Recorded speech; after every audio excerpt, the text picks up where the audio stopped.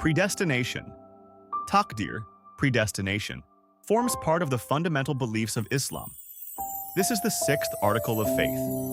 Taqdir in Arabic is also called al-qada or al-qadr, which means to measure out or pre-ordering. Taqdir means belief in God's having for all eternity, predetermined and decreed all things, good as well as bad.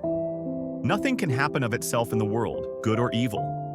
God has created this universe with His power, His knowledge, His wisdom, and His will, and has set for it a certain course.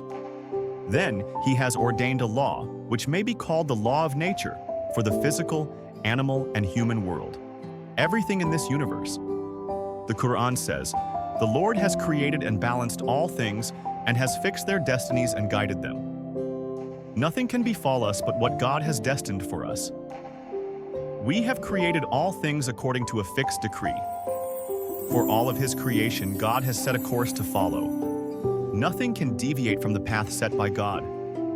In this respect, the movements of the sun, moon, the stars and planets, the rotation of the earth, the laws of cause and effect working behind the growth and function of all natural phenomena, the existence of all living creatures including human beings, their life and death, all are governed by natural laws. In religious terminology, this is the divine taqdir. The belief in taqdir is to acknowledge that God's power is limitless. His decree is eternal.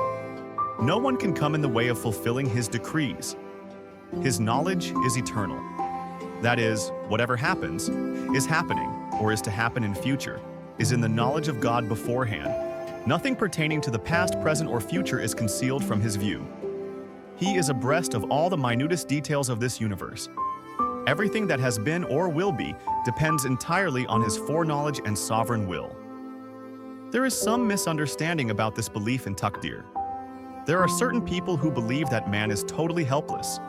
This is not true. There is no doubt about it that it is what God decrees which takes place. No one can change His taqdir.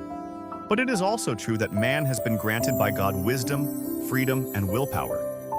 This is quite exceptional, for the rest of the objects of the universe have not been granted any free will. They have to follow the path set for them by God. But the case of man is different. He has been given the power of discrimination between good and bad.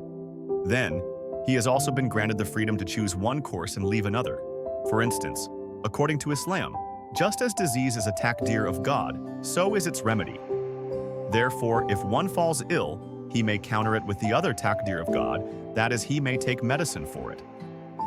Similarly, good or evil both are God's taqdir. Now man has the freedom to opt for whatever taqdir he think fit.